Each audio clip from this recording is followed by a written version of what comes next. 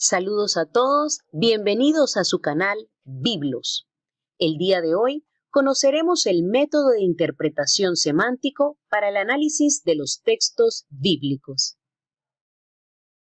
Antes de ello, es necesario que tengamos claro qué es la semántica.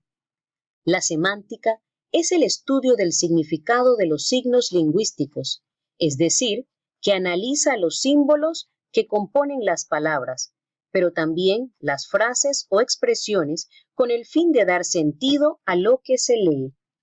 Cabe destacar que una palabra puede tener los mismos símbolos o letras, pero su significado puede variar. Esta variabilidad en el significado se da porque las palabras, como forma de comunicación más común, viajan a través de las épocas y se introducen en todas las culturas, sometiéndose a la necesidad del hablante dentro de su marco cultural. En otras palabras, la semántica es dinámica, puesto que nos brinda la oportunidad de conocer cómo las palabras y expresiones cambian según la época y la cultura de los pueblos. Por ello, en el análisis semántico que veremos a continuación, la morfología de la palabra, es decir, su forma y el contexto, juegan un papel importante para la comprensión del lector. En cuanto a la estructura de las palabras, ellas sugieren un significado y un significante. El significante es el signo lingüístico en su estructura, es decir, las letras, y el significado es lo que se percibe del significante. Veamos los siguientes ejemplos. La palabra semáforo, S-E-M-A-F-R-O, vendría siendo el significante, mientras que el objeto, el significado. Lo mismo vemos con libro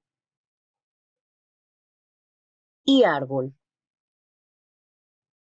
Es importante que tengamos estos conceptos claros, pues a la hora de entrar en el análisis semántico nos encontraremos con que la palabra, las letras y las expresiones están cargadas de muchos componentes que son importantes para poder hacer un análisis asertivo. Entrando ya en materia, es necesario que en esta breve exposición podamos conocer cómo el método de interpretación semántico nos puede ayudar para la lectura y la correcta interpretación de los textos de la Sagrada Escritura. Cabe destacar que el lenguaje bíblico es polisémico, es decir, que una palabra puede tener muchos significados. También, los textos sagrados fueron escritos de forma paulatina durante varios siglos, en distintos lugares, por diversos autores, cada uno de ellos con un bagaje cultural, clase social, ocupación, propósito y motivaciones distintas. Esta asombrosa multiplicidad es lo que enriquece y da belleza a la revelación. Sin embargo, exige un serio y cuidadoso estudio, puesto que una errónea interpretación puede desviar los mensajes del emisor o del autor bíblico. Sumado a ello, están los recorridos de los textos a lo largo de la historia, así como las traducciones hechas desde su canonicidad hasta las adaptaciones para los pueblos contemporáneos. Un ejemplo claro de esto es el término shalom. En la antigüedad, centrémonos en Palestina antes de Cristo, la palabra shalom era un término para desear bienestar y prosperidad al que lo recibía, pero también a sus familiares, esposa, hijos, esclavos, también a sus posesiones, animales, bueyes, vacas, y a su tierra. Hoy día, la palabra shalom en Palestina puede traducirse como hola, un saludo informal. En el cristianismo también se ha adoptado este término para desear la paz o el shalom a las personas y feligreses de la misa, asamblea, culto o como despedida. Esto quiere decir que no siempre es recomendable apoyarse en la palabra o término para comprender el sentido de la frase. Un segundo ejemplo está también en Mateo 2:7. El texto nos dice lo siguiente: Herodes mandó a llamar en privado a los magos y les dijo que precisaran la fecha en que se le había aparecido la estrella. En tiempos de Jesús y mucho más atrás, las antiguas civilizaciones y pueblos veían la figura del mago como un astrólogo o científico, persona que estudiaba los fenómenos de la naturaleza. Era también el consejero de los reyes y de las grandes autoridades. Por lo tanto, tenía una importancia para el pueblo. Se presupone también que el mago era alguien confiable. Sin embargo, el término ha pasado por muchas épocas y ha tenido varias variantes. Hoy día, conocemos en el periodo contemporáneo que el mago podría ser un actor o artista circense, persona que realiza trucos y juegos teatrales para entretener a otras personas. También, en la esfera del esoterismo, se le conoce como un adivino y muchas veces como embaucador.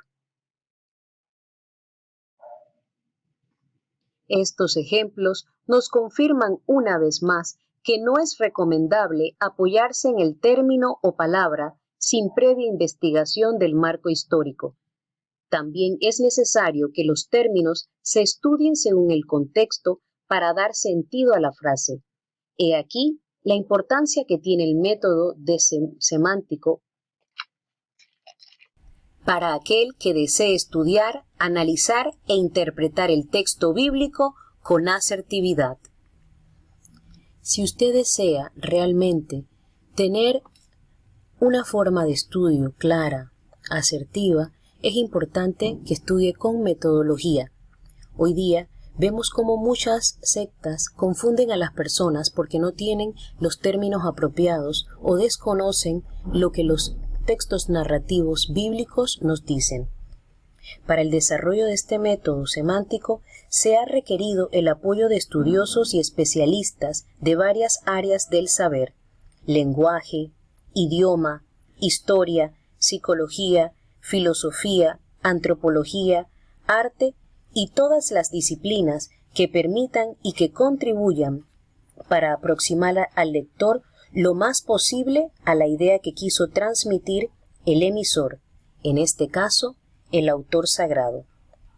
Ahora, veamos cómo son los pasos para la aplicación del método semántico en un texto. En los pasos para la aplicación del método semántico, es necesario que el autor conozca primero cuál es el género literario del libro que está estudiando o leyendo en ese momento. Posteriormente, es necesario que él empiece con una pregunta, y la pregunta es: ¿qué significan los lexemas y vocablos del texto? Ya sean verbos, nombres, expresiones, conjunciones, sustantivos y demás. Posteriormente, es necesario que anote sus significados. Luego, debe enlistar las palabras que se escriban igual y aquellas que, aunque no se escriban igual, puedan tener el mismo significado. Más tarde, es necesario agrupar los antónimos de dichas palabras si los hay. También es importante que el lector recurra a otras áreas del mismo texto para verificar si se mantiene igual o algo varía en dicha palabra. El trabajo de agrupar parece largo cuando lo que queremos es solamente conocer la verdad del texto, pero no debemos olvidar que existen también otras palabras y frases que pueden ayudarnos, nos pueden proporcionar datos como condiciones del tiempo, el clima y miles de cosas más que, si no lo hacemos de manera correcta, nos podemos desviar de nuestra búsqueda y alejarnos de la idea del autor.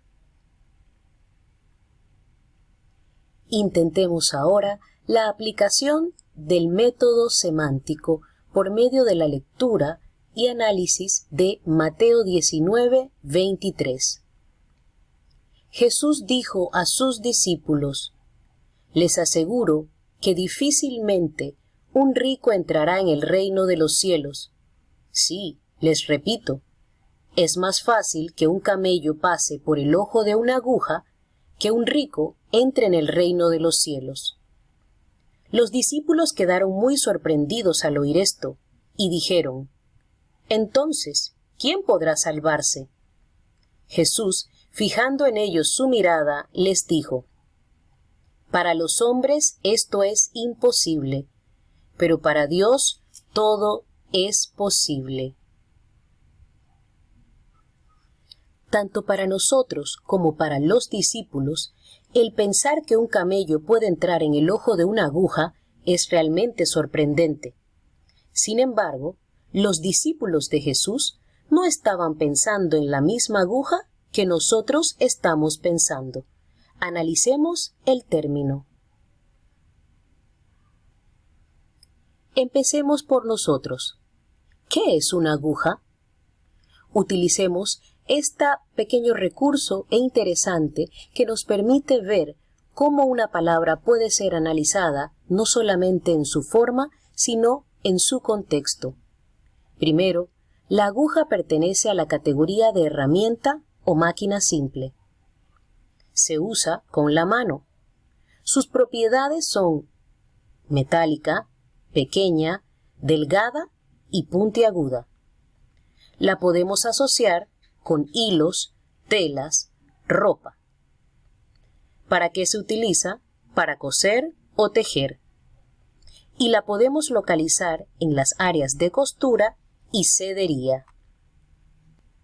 Bajo esta sencilla forma es que podemos hoy día en el español analizar el significado de cada palabra.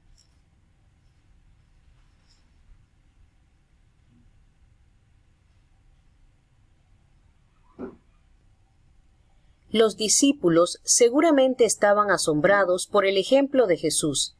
Sin embargo, la aguja que tenían en su mente no era justamente el objeto delgado, pequeño y puntiagudo que está en la nuestra.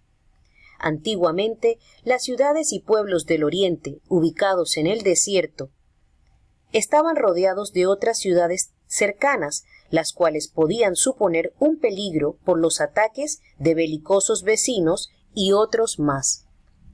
Por ello, sus ciudades amuralladas, después de cierta hora, cerraban sus grandes puertas, limitando las salidas y entradas de las personas por una pequeña y angosta puerta a la que llamaban aguja. Interesante, ¿verdad? Son estas las sorpresas que nos encontramos al introducirnos en el universo de la revelación. Otros ejemplos más son los términos pagano. Antiguamente se utilizaba la palabra pagano para denotar a personas extranjeras o que no pertenecían al grupo de los hebreos.